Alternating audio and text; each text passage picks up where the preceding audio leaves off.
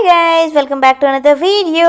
Yes, తమ్నైల్లో చూసినట్టయితే మేము మళ్ళీ ఐకియాకి వెళ్ళాము. So without doing any delay let's get into the video.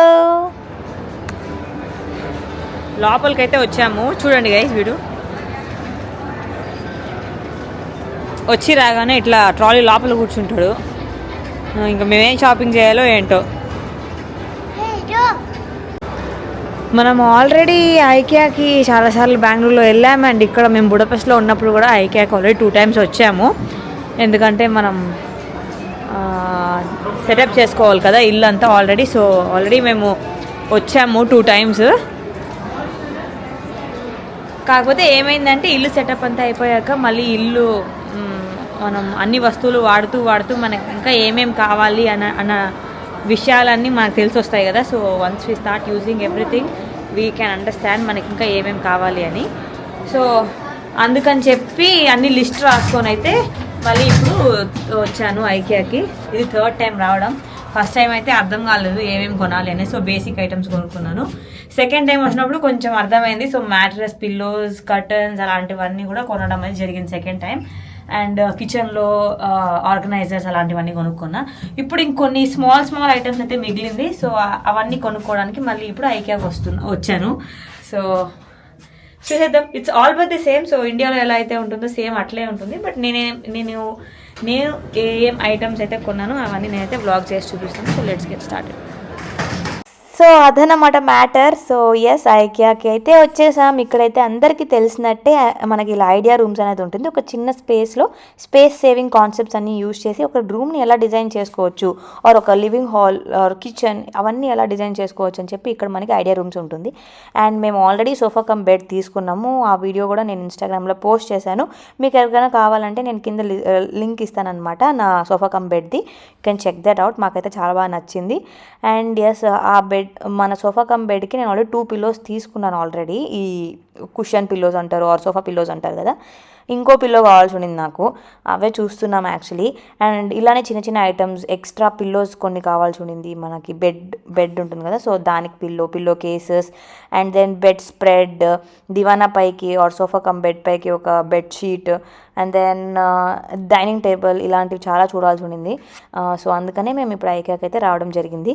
Dining table ఎందుకు రెంటింట్లో అని అనుకోవచ్చు చాలా మంది. బట్ ఏంటంటే మా దగ్గర యాక్చువల్లీ చైర్స్ కూడా లేవు. కింద కూర్చొని కూడా తినచ్చు. బట్ ఏంటంటే చాలా చల్లగా ఉంటుంది ఇక్కడ. ఫస్ట్ ఆఫ్ ఆల్ అంత కింద కూర్చొని తినాలన్నంత ఓపిక, అంత ఇంట్రెస్ట్ కూడా లేదు to be very frank. And upon that అగస్త్యకి హై చైర్లో కూర్చొని తినడం నేను అలవాటు చేశాను. ఇప్పుడు వాడిని బెడ్ పైన ఆర్ చైర్ పైన కూర్చొని తినిపిస్తుంటే ఇట్స్ వెరీ అన్కంఫర్టబుల్. అండ్ అప్పుడప్పుడు వెంకట్కి వర్క్ ఫ్రమ్ హోమ్ ఉన్నప్పుడు కూడా కొంచెం టేబుల్ లాగా ఏదైనా ఉంటే బాగుంటుంది. ఇవన్నిటికీ యూజ్ అవుతుందని చెప్పి మేమైతే డైనింగ్ టేబుల్ తీసుకుందామని చెప్పి వచ్చాము. And we got a very nice dining table with a very low budget. చాలా తక్కువకి వచ్చింది. ఆ వీడియోని లాస్ట్ వరకు చూడండి, నేను చెప్తాను. సో ప్రస్తుతానికైతే టేబుల్స్ అన్నీ చూస్తున్నాం. చైర్స్ కూడా అన్నీ కూర్చొని ట్రై చేస్తున్నాం అనమాట. మాకు యాక్చువల్లీ ఆ రోజు సేల్ ఉండింది.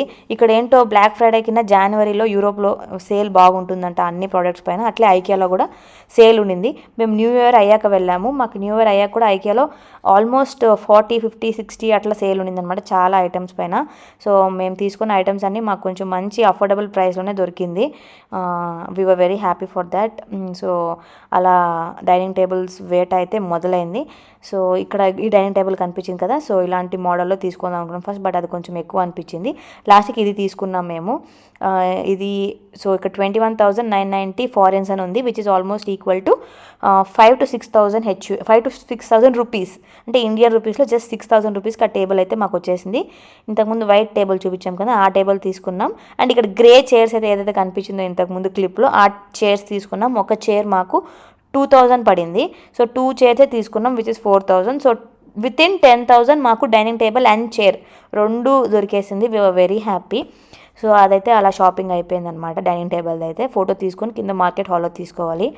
సో డైనింగ్ టేబుల్ చైర్స్ అయిపోయాక ఇంకా మాకు కొన్ని చిన్న చిన్న ఐటమ్స్ అయితే ఉండింది. సో అవన్నీ చూస్తున్నాము.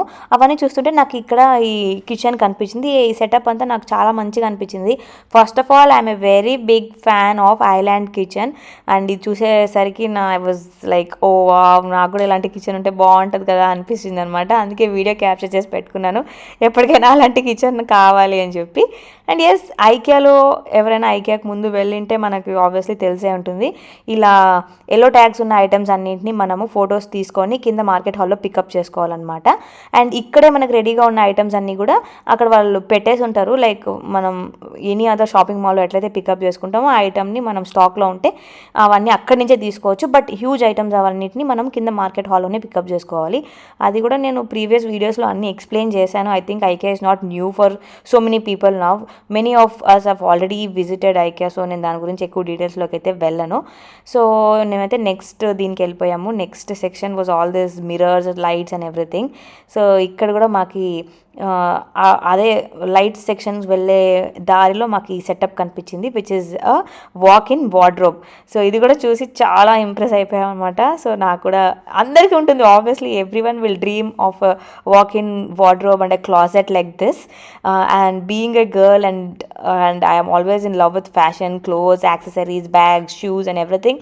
నాకు ఇలాంటి వార్డ్రోబ్, వాక్ ఇన్ క్లాజెట్ ఉండడం ఇట్స్ లైక్ ఎ డ్రీమ్. ఆ డ్రీమ్ కోసం ఎంత కష్టపడాలన్నా ఐ వోంట్ హెసిటేట్. సో దానికోసమే ఈ వీడియో కూడా తీసుకున్నాను నేను. అండ్ నాకు డ్రీమ్స్ ఉంటే ఓకే, అగస్త్య కూడా డ్రీమ్స్ ఉందంట, నాకు కూడా ఇలాంటి బెడ్ కావాలని చెప్పి వాడు కూడా ఇలా కిడ్స్ సెక్షన్కి వచ్చినప్పుడు ఆ బంక్ బెడ్ ఉంటుంది కదా, దాంట్లో కొంతసేపు అయితే ఆడాడు. So that is his dream. So వాడికి ఎప్పుడైనా సరే ఇలాంటి బంక్ బెడ్, టెంట్ హౌస్ ఇలాంటివన్నీ కొనియాలి. మన డ్రీమ్స్ మనం ఫుల్ఫిల్ చేసుకుంటూ మన పిల్లల డ్రీమ్స్ కూడా ఫుల్ఫిల్ చేయాలి, బికాస్ దే ఆర్ కిడ్స్.